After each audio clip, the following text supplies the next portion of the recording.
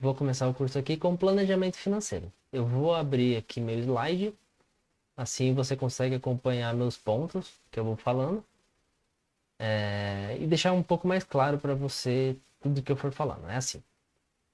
Começa pelo seu orçamento. Quando você vai planejar, fazer um planejamento financeiro da sua vida, você tem que orçar. O que eu posso gastar? Então vamos pensar assim, você vai fazer o planejamento do seu ano, você não pode gastar mais do que 100% da sua renda principal. O que é isso, né? Você vai ter seu plano A, seu plano de vida, que é a sua renda principal. Caso você comece a fazer um segundo trabalho, que seja uma renda extra, um exemplo que muito se usa hoje é Uber. Ah, pô, vou fazer Uber nas minhas horas extras para gerar uma renda extra. Você ainda tem que ver se o que vai gerar vai pagar os custos, mas tudo bem. Então, esse capital extra, ele não vai entrar no seu orçamento principal.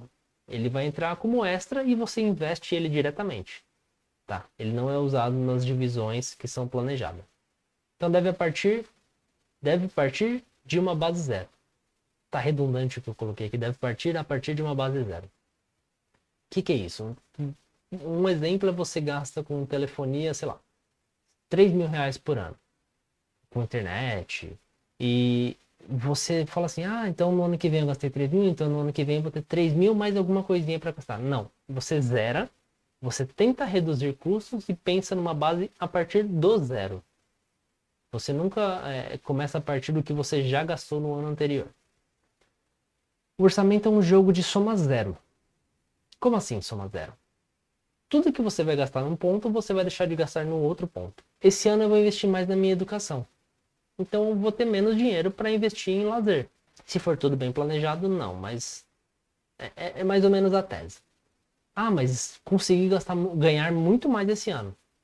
Tá, você vai investir em outras coisas, suas ou investimentos, e com esse dinheiro você vai deixar de investir em outras. Então, no final das contas, vai dar o zero. E para muitas das partes do seu planejamento financeiro, você tem que pensar na base de um ano, 12 meses, ao invés de um. Às vezes um mês não vai fazer sentido. Então, assim, cada um é cada um. Eu não sou o dono da verdade, mas essa é uma divisão que eu gosto, tá? Eu sigo ela. Para suas necessidades básicas, 55%. Um colchão financeiro, 5%. Lazer, 10%. Educação, 10%. Longo prazo, eu já explico o que é esse longo prazo mais à frente. 10% também. Liberdade financeira, 10% também. As necessidades básicas. O que são as necessidades básicas? Você se manter vivo. Pagar seu aluguel, pagar as contas da sua casa, IPTU, água, energia, alimentação, transporte, escola para os seus filhos, caso tenha. E plano de saúde. Mas você fala assim, nossa, tem o SUS, por que eu preciso de plano de saúde? Tem uma pesquisa que o terceiro maior desejo dos brasileiros é plano de saúde. Então faz muito sentido, até porque o nosso, não só aqui, né, mas globalmente, a saúde pública, ela não consegue atender a demanda da população que precisa dela. Então, um, um plano de saúde consegue suprir essa sua falta ou problema que você venha a ter com saúde. Vamos falar de colchão financeiro, reserva de emergência, como muito se fala no mercado. Você precisa juntar uma quantia suficiente para você sobreviver 6 meses sem ter nenhuma fonte de renda. Aí depende do seu tipo de trabalho, do que você faz, se você é autônomo, se você é CLT, se você é um concursado. E você vai de 6 a 12 meses. 6 meses na média. Se você for um concursado, 3 meses. Então, assim, depende muito do perfil de cada um. Os investimentos que a gente usa para conseguir para a gente juntar esse dinheiro. São investimentos seguros, que são atrelados a rentabilidades, o CDI ou a taxa Selic. Futuramente, nas próximas aulas eu vou explicar o que significa isso. E com alta liquidez. O que é liquidez? É a velocidade que você consegue transformar um investimento em dinheiro. Por exemplo, uma casa. Uma casa tem baixíssima liquidez. Uma casa imóvel. Você tem a casa, você precisa do dinheiro, você não consegue transformar esse dinheiro esse investimento em dinheiro, a não ser que você perca muito dele. Ou seja, você pechinche o seu imóvel. Então, Tesouro Selic, CDB de liquidez diária, fundos DI taxa zero. O que são fundos DI? São fundos que seguem a rentabilidade do CDI também. Mais para frente eu vou explicar isso. E taxa zero, apesar dos fundos terem uma taxa de administração, muitas corretoras colocam esse fundo, o fundo da casa DI, como taxa zero, para conseguir atrair capital, e com o capital em casa, os investidores começam a investir em outros tipos de investimento. Reserva de lazer. O que é reserva de lazer? É tudo que você vai usar para se divertir. Você vai gastar com diversão, com a parte lúdica, tudo que for lúdico. Gastos com roupas, por exemplo, gastos excessivos com roupas, são gastos de lazer.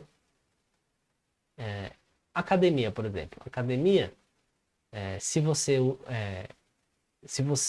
faz, por exemplo, uma academia mais barata, como tem aqui em São Paulo, a Smart Fit, você coloca ela como necessidades. Não é mais lazer, é naquela parte dos 55%. Agora, caso você faça uma academia mais cara, uma Bodytech, chega a ter mensalidade de R$ 400. Aí você já está fazendo por lazer. Não é simples e puramente necessidade. Educação. Aqui que eu falei que é uma das partes que é melhor você usar 12 meses, um ano, do que um mês só. Porque às vezes você fala assim, pô, eu vou usar 10% do meu salário do mês para comprar livro. Pô, quantos livros eu vou comprar por mês? Mas a gente pensa em educação como aquisição de conhecimento. Comprar livro, fazer cursos, viagens. Ah, mas viagem não é lazer? Depende. Viagem, você ganha muito conhecimento cultural também do local. Então você pode ser considerado também educação. Longo prazo. Vamos lá. O que é o longo prazo? Na minha concepção, eu considero curto prazo até 2 anos. 2 a 5 anos, médio prazo. 5 a 10, longo prazo. Acima de 10 anos, longuíssimo prazo.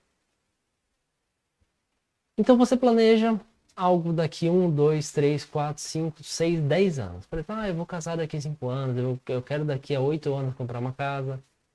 Então são planejamentos que você faz também com investimentos seguros, porque vou casar daqui a 3 anos. Eu não vou investir em ações esperando que daqui a 3 anos eu tenha muito dinheiro para conseguir pagar meu casamento. Não muito, né? Mas eu tenho mais dinheiro para conseguir pagar o casamento.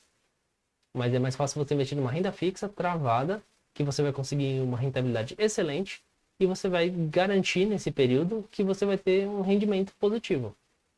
Já em renda variável, pode ser que nesse prazo de até 3 anos você não consiga isso. Então, tem que ser investimentos com renda fixa com prazo compatível. Por exemplo, LCAs. Vai ser explicado mais para frente, mas é um investimento ótimo para você colocar em prazos um pouco mais curtos. Por exemplo, 1 ano e meio. Daqui a 1 ano e meio eu vou trocar de carro. Uma LCA é um bom tipo de investimento para você fazer isso. E aqui é a tão famigerada liberdade financeira, né? O que você vai investir aqui, né? O dinheiro que está aqui, ele vai ser usado para multiplicar seu capital, que vai ser usado para garantir o seu futuro, né? Então ele vai sustentar tudo que você vai querer ter no futuro. Usado com moderação lá na frente, você vai conseguir manter um capital estável. Aqui vem a parte de renda variável, por exemplo, explicada posteriormente também. Você vai investir em ações de empresas que, no longo prazo ou longuíssimo prazo, tendem a valorizar. Então essa vai ser a parte do seu capital que você é obrigado, é sagrado investir aqui. E você tem que ter uma troca de hábitos. É muito mais fácil alguém que está começando a nos investir no mundo corporativo de trabalho, começando a ganhar dinheiro, trabalhar com esses hábitos de você poder poupar, separar cada caixinha certinho, do que quem já tem um ganho mensal e você ter que reduzir. É muito mais fácil você subir de nível do que descer. Então, assim, que hábitos virtuosos? O que é isso? Um hábito, ele é um ciclo. Você vai receber o dinheiro, né? Você vai, por exemplo, você recebe o dinheiro, aí você gasta para vir uma recompensa que é a felicidade de ter gastado. Você conseguindo trocar esse hábito para, ao invés de gastar, você investir, o que é isso? Eu vou pagar meus credores. E quem que é seu principal credor? Você. Então você se paga. Depois de você se pagar, você vai ter a recompensa de ter juntado dinheiro. Quando você consegue transformar isso num hábito, você não vai nem perder tempo nem energia fazendo. Por quê? Quando você tem um hábito, você não perde mais tempo. Por exemplo, é muito comum, já aconteceu comigo algumas vezes, você tá dirigindo e você tá com a cabeça lá longe, pensando em outras coisas, e de repente você chega em algum lugar que não era pra você ter ido. Já aconteceu, já foi. Não cheguei no lugar, mas eu me peguei indo pro meu trabalho, e uma vez me peguei vindo voltando pra minha casa, né, e não era esse o destino que eu queria ir. Mas é um hábito, o hábito de ir pro meu trabalho e o hábito de voltar pra minha casa. Acabou que no piloto automático eu fizesse esse caminho. Então vai ser assim. No piloto automático você vai conseguir investir seu dinheiro, tá? Então assim, eu acho que consegui passar a visão de como fazer um planejamento financeiro. Deixa eu abrir aqui minha câmera. Eu acho que consegui passar essa visão para vocês. Como eu falei, vocês vão ter meu contato mais no final do curso. Tendo dúvidas, precisando de auxílio, vocês podem falar comigo.